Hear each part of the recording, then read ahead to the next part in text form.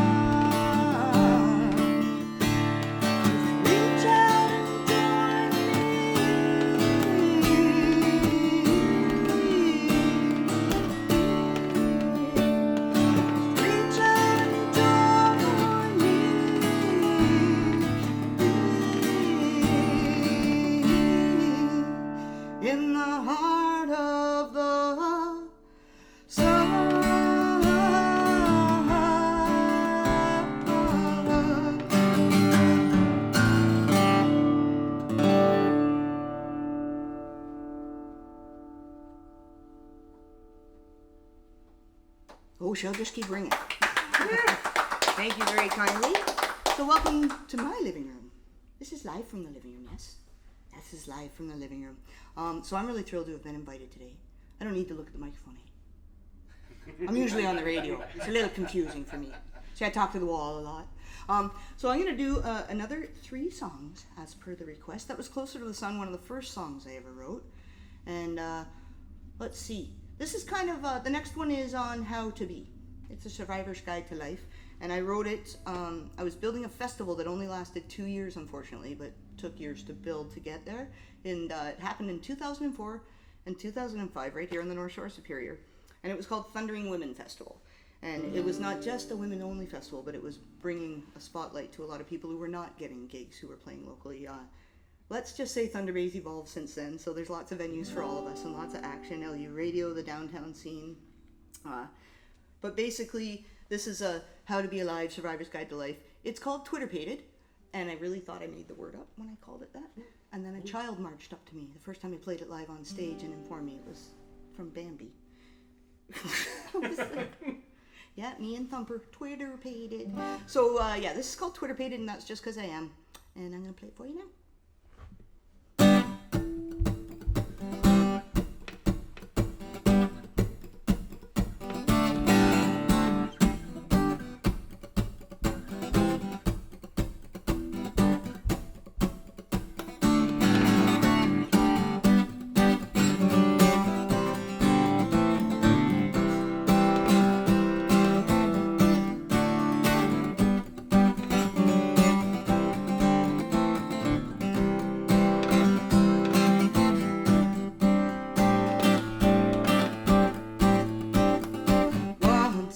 Rainfall, I could hear the thunder calling for regenerating spirits. Come another brand new day.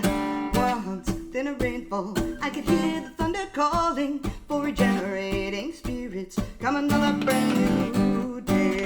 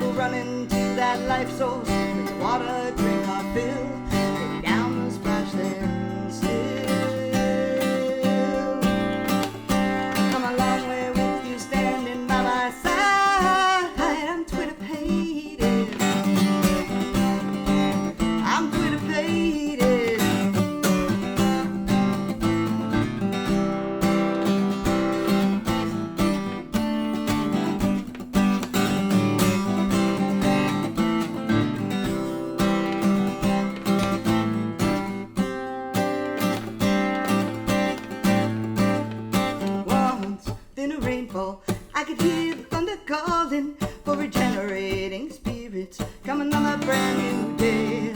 Once in a rainfall, I could hear the thunder calling for regenerating spirits. Come another brand new day.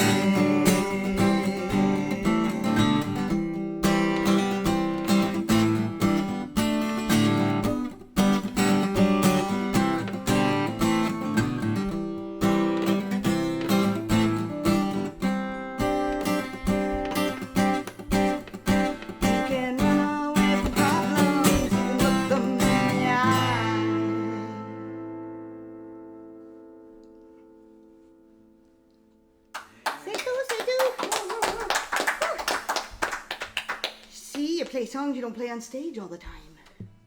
And this is like a pendulum. Is it making anybody else go into a trance? I like it. Yeah. This is actually, believe it or not, the key. When my mother moved us to Ridgeway, Ontario when I was a kid, this was the key to the house she bought. An old skeleton key. And I still have it. It's one of the only things I wanted when she sold the house I grew up in. Do you still have one of those skeleton keys floating around?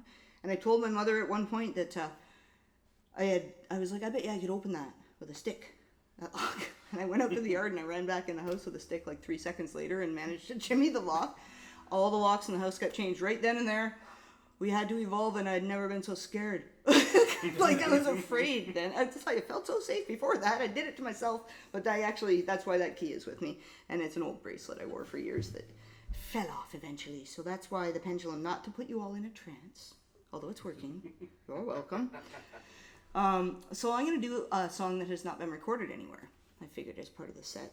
And it's got a couple of titles, because I'm Jen. It's not much to do with the lyrics of the song, because I'm Jen Metcalfe. Hi, nice to meet you. But it all makes sense to me somehow or another. So this song is actually called Irish Autumn, which are not lyrics in the song. In parentheses, that's what you call brackety things, right? Yeah, in Irish Autumn, JensBent. Like my radio show is the subtitle of this. So it's a pretty important philosophical song to me. Most of my songs, as you may be noticing, are sort of poems in motion, which maybe is common in the folk scene, maybe not. Not so much story songs all the time, but... so this is called Irish Autumn, and I'll play it for you now.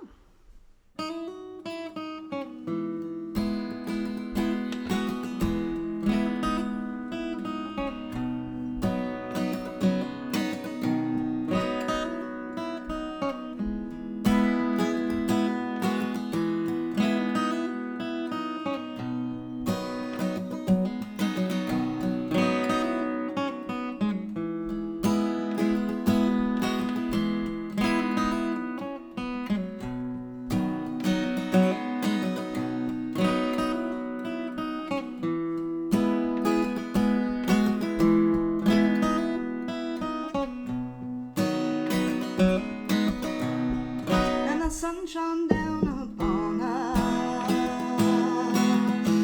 and it beats humidity, and a feather soft did wander down the breeze in front of me, while the rain spilled down on pavement. Next we'll rise up from the heat, so we can fast forward visions once we recognize the beat in a trance-filled revolution, far away from broke-down streets, blending chaos without science, weathering unspoken beats, and when gathered all around us, cast the cosmic synergy,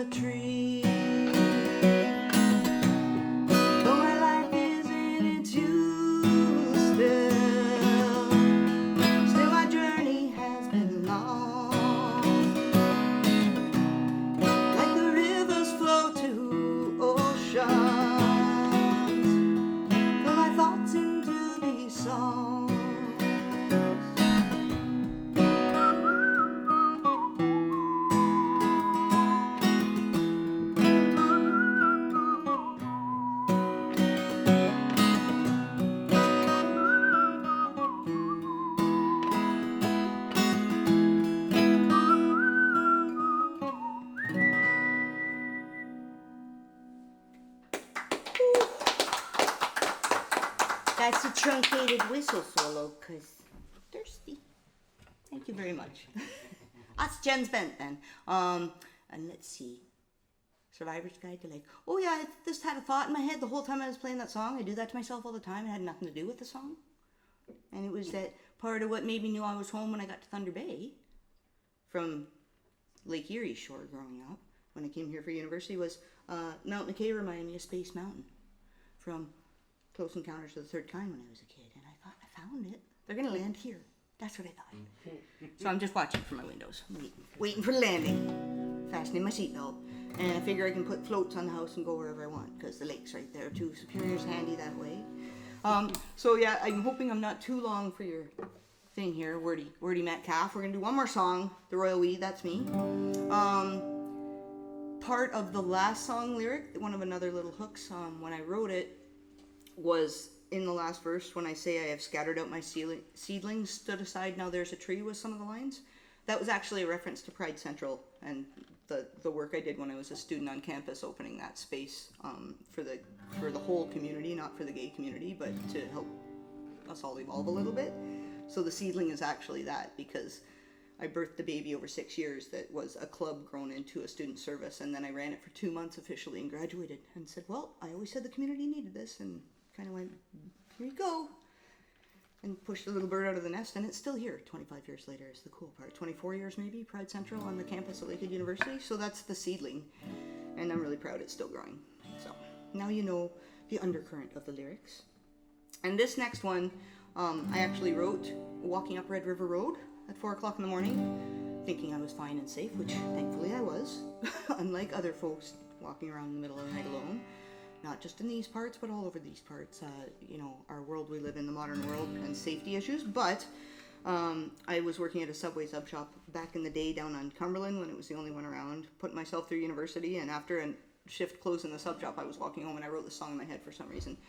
And the bridge or the whatever came a little later, and the guitar obviously joined later because I wasn't wearing it walking home from the sub shop that night, oddly enough. So this is called Here Walks a Rebel, and it's actually, I'm quite ironically proud to say it's become a bit of an anthem in the community. So it's neat being down at Pride celebrations and seeing people sing along, and when you don't know there's a ripple and then it just gets up in your face. It's a pretty neat experience on stage.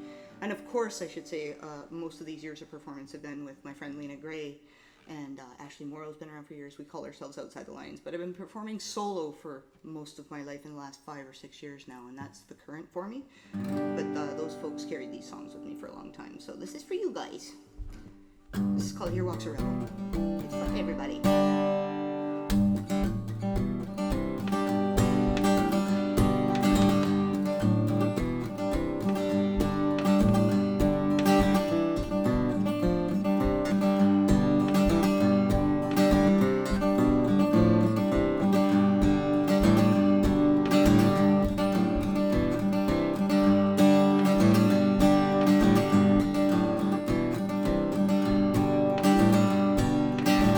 Here walks a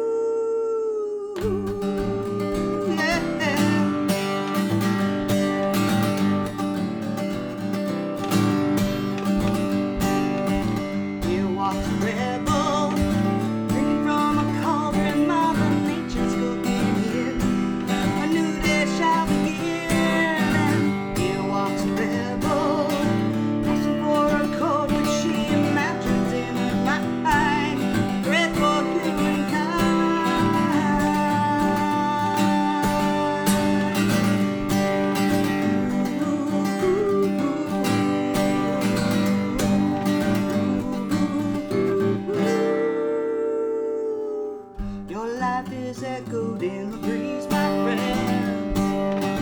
Lose your melody in the stream, my friend.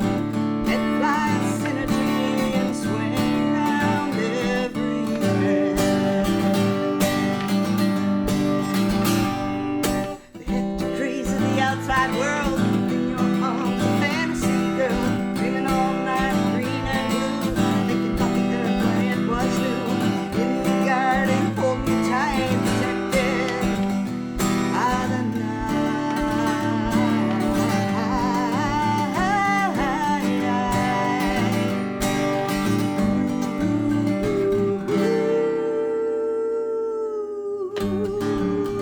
Yeah.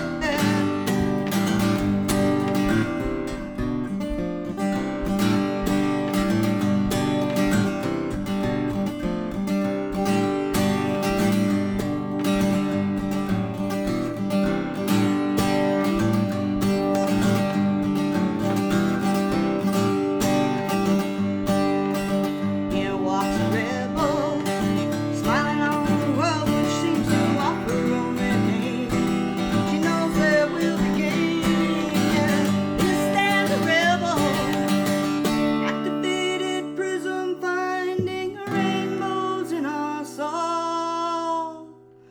We are no longer small.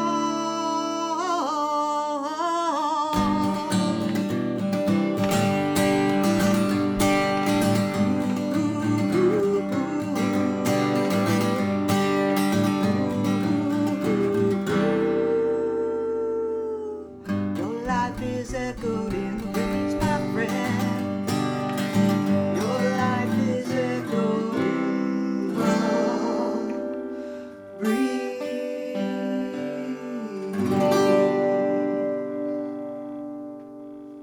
Unthinkable. Thank you so much for the opportunity to do this. Cheers.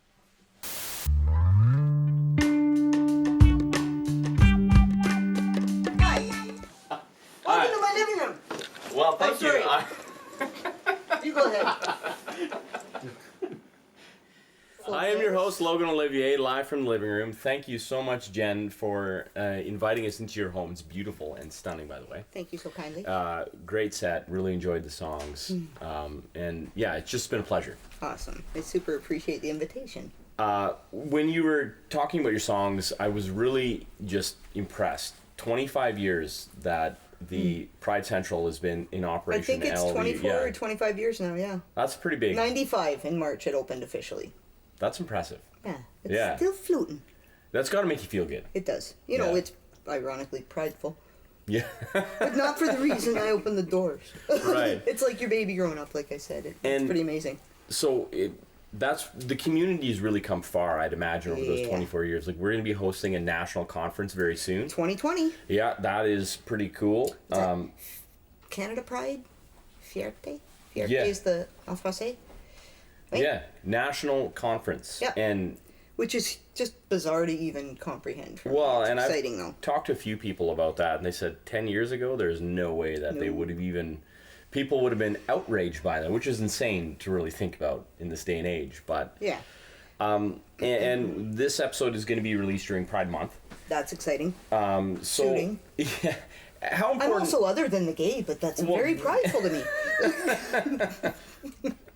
I don't even know how to respond to that.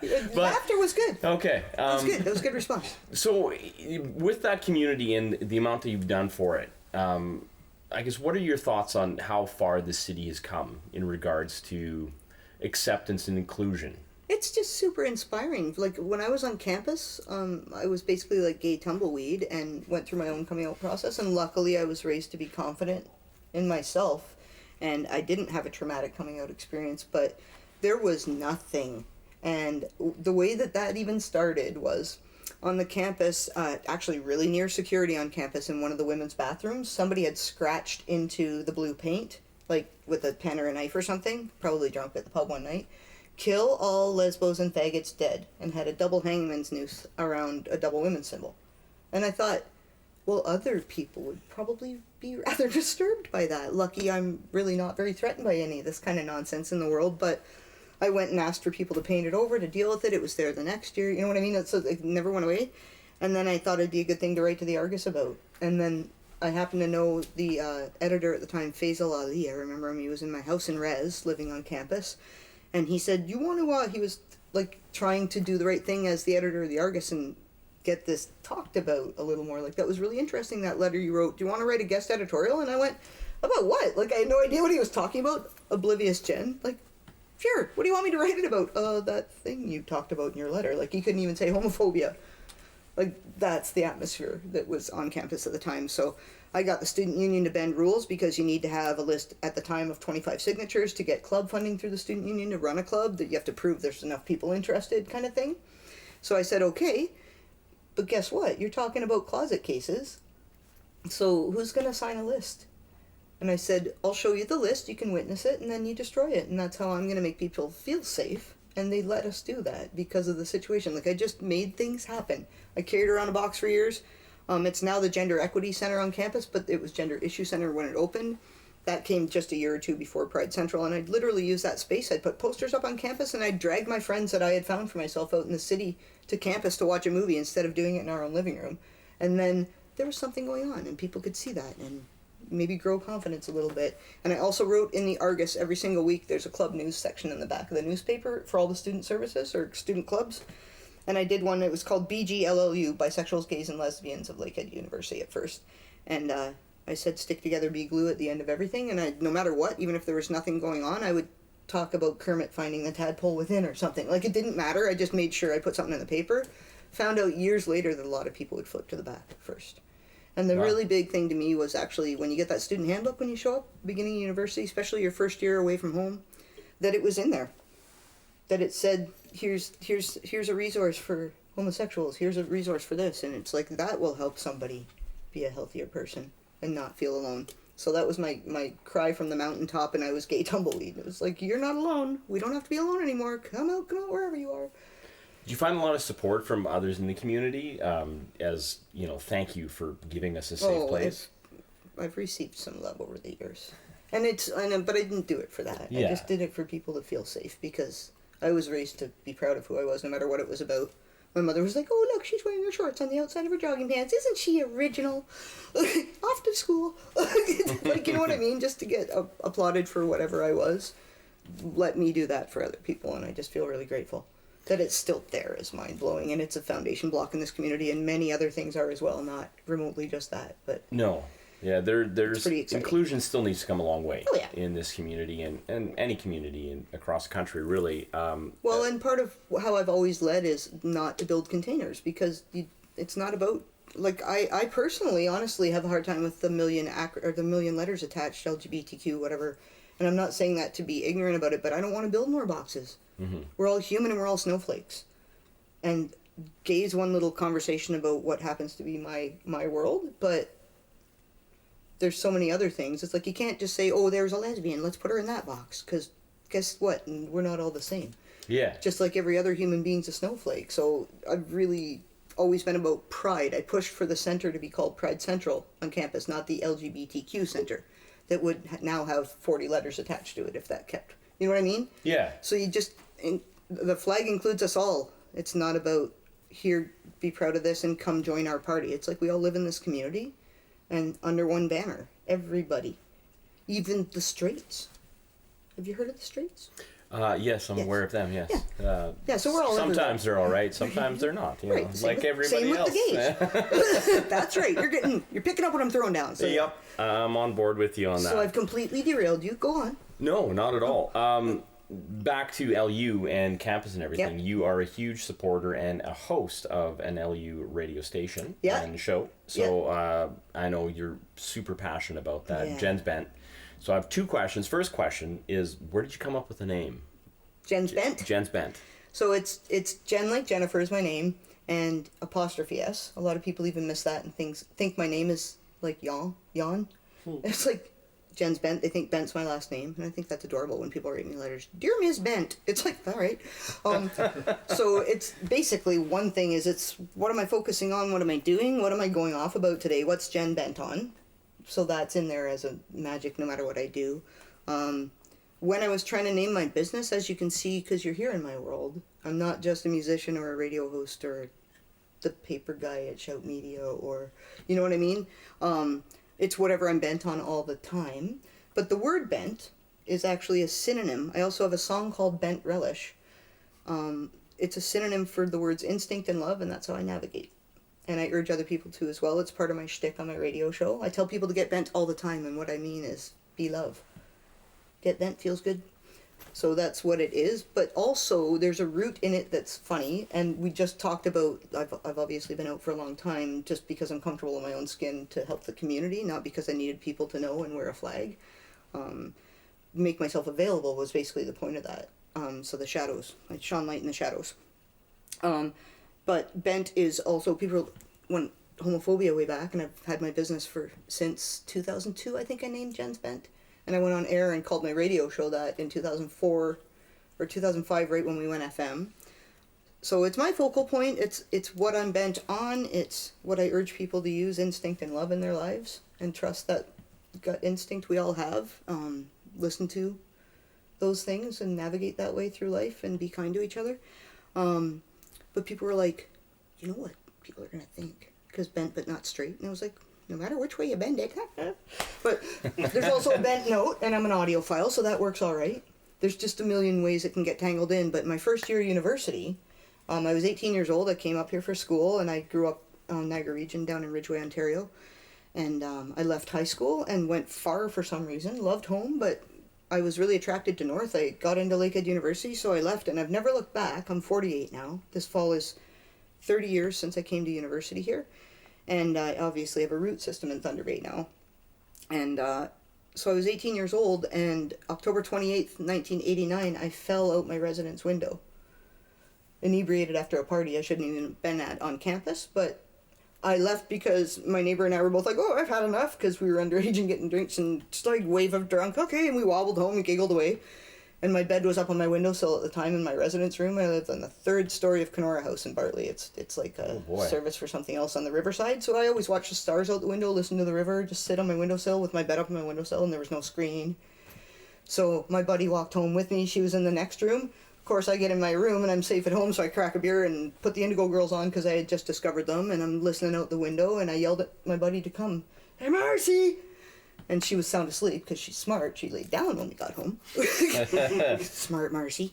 And then I just leaned out further to say her name louder. And I went, hey, Marcy! And then I went, oh, shit! And that's the last thing I got to say. And I tried to grab the window behind me because it was like 2.5, 3 feet of window I couldn't reach this way. I was already losing my balance. Right. So I threw myself, and I fell towards the ground, like parallel, because now I was facing the ground between a brick wall and a concrete walking path. And it was October 28th, so the ground was getting pretty frozen, but there was no snow yet. And then the last thing I thought before I hit the ground, when I didn't bounce off anything else, was no. And I tried to push the planet out of the way, and fell and took the impact on both my wrists and shattered them. Oh. So I had no hands.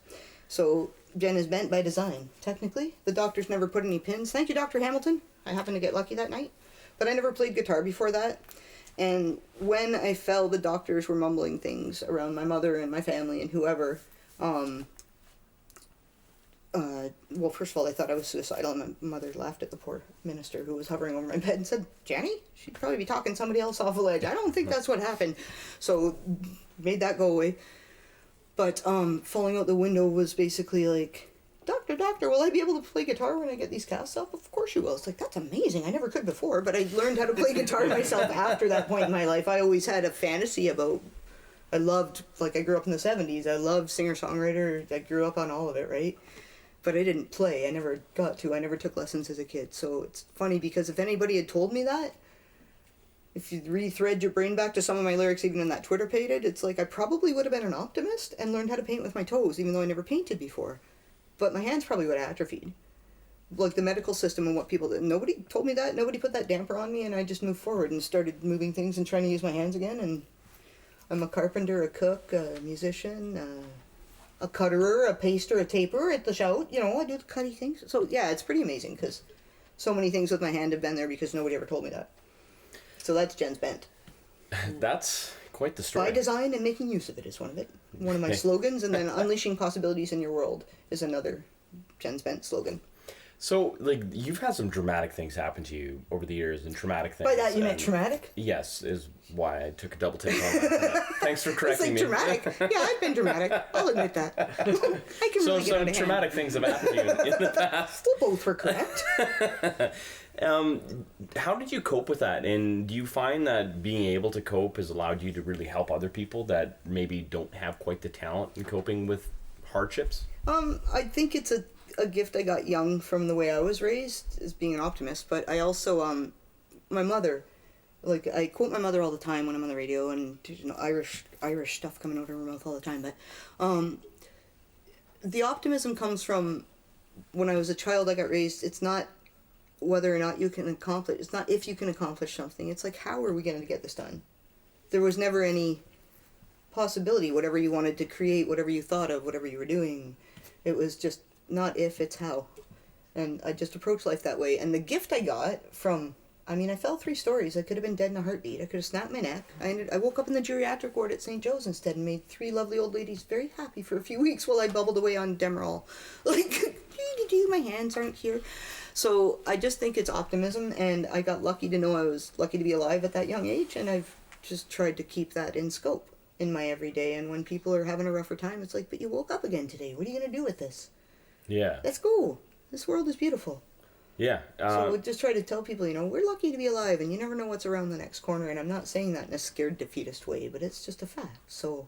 And sometimes it's amazing. And we Sometimes all it's get hard. low. And I'm you not just gotta saying do I'm it. always a bubble of let's go. I sit still too, but when I tend to use that as a teaching tool, and it's like I didn't know that at the time, but it's definitely, it's like when people get out of a car accident and then have this big like revelation because they can't believe they came out of it alive. Mm-hmm. Basically. So it's like, I've already gotten 30 more years out of this. I'm going to keep bringing the towel. See if we can get out of this life. And back to your radio show, like the format and Oh, there's what no you do on plan. that. No plan. That's right. Which is very Just much like I what you did forced here. upon me today. Right, Yeah. you're welcome. Which is Get all that, right. buddy. I've been enjoying it. Feels good. What's your favorite interview you've done on that so Oh. far? Your best guest. Number one, Emily Salyers of Indigo Girls. Okay, and that's your inspiration and everything. Yeah. I wanted to play Closer to Fine when I could barely use my hands yet, and I was trying to learn guitar. Like, I'd take a song like that and go, yeah, sure, I'll learn how to play guitar now.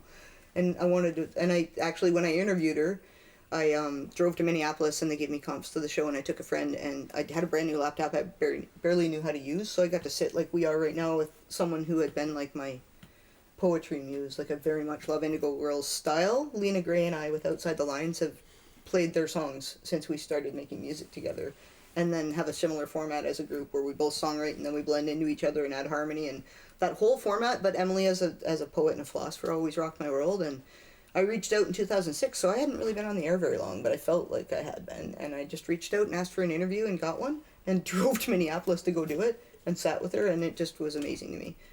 So it was a real treat. But I also, another gem for me, often right after Live from the Rock Folk Festival in Red Rock, Ontario. I've been lucky enough, I was hosting there because of LU Radio, CILU, and just knowing people because I'm a musician too, so I have a very convoluted world that way. I had Valdi coming through town to come do a Sleeping Giant Folk Music Society, and I had him invited for a live in-studio visit, and Valdi was like somebody I grew up, like there's a singer-songwriter I was inspired by as a child and listened to all the time before I ever was a songwriter. And poetry became music. And then Rita Shirelli was on the same day, and she's a friend of mine because of all these years of connection when she lived up here in the festival connections. And so Rita and Valdi were on my show together, and Valdi brought a bass, an acoustic bass with him too. And he actually wrote a song on a pizza box on the way to Thunder Bay because he knew Rita was going to be there with him too, and he called it I'll Be Your Backline Baby. Rita Shirelli still has that pizza box with the song Valdi wrote while he was driving to Thunder Bay, and they jammed it live on my show that day. That's amazing. They jammed together, he backed her, Rita Shirelli played their acoustic and sang, and it's like those kind of gifts. Yeah. Just to get to play with these people, where my world when I was a child was music's out there and I love it. But now when I play people on the radio, often they're people I've networked with. They're Canadians really making their way in the music scene after all these years. And a lot of the collection I put on my radio show when I first started was from networking as a musician. When in theory I might have wanted to be a touring artist way back. Or what was I going to do making an album in a city where it's not really supported at that time. Now it is, thankfully. The scene is thriving. Like LU Radio and the Downtown Music Corps and places for bands to really build fans. And do their thing. It's definitely a theme. Evolved. Yeah. There was 94 FM, I'll name it, and it's still there, but like when I put out my first album with Lena as Outside the Lines, we had songs like the song Here Walks a Rebel I did at the end there, and lots of harmony and acoustic guitar. Guess what was number one on the radios and got played nonstop on 94 FM? Oasis. Is there any difference? Not No. really, yeah. But we got no play there, and bless CBC's heart, you get an interview there and your song gets played once and you have a 6-minute interview and you're done.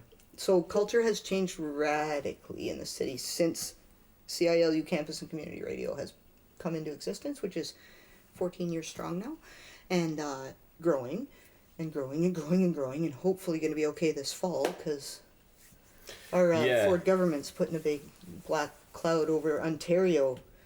They're calling it student choice, and it's threatening a lot of things, not just campus radio, but a lot of services that students took a long time and a lot of passion to build on a lot of campuses.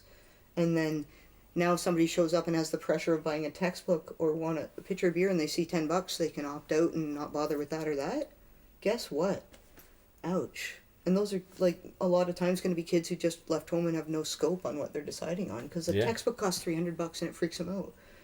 And all these services are just threatened right now, and it's a Ford initiative. So we're going to end up with a giant campaign. If you're putting this out in June, it's important to say these things, because there's going to be a lot going on in the Ontario buzz over the Ford initiatives that are just dirty and nasty. Yeah. But we have a really strong community. Like, we were actually speaking about that like last night, just the stuff that's just flourishing and how we're all holding each other up. Like, Thunder Bay is a pretty amazing jewel.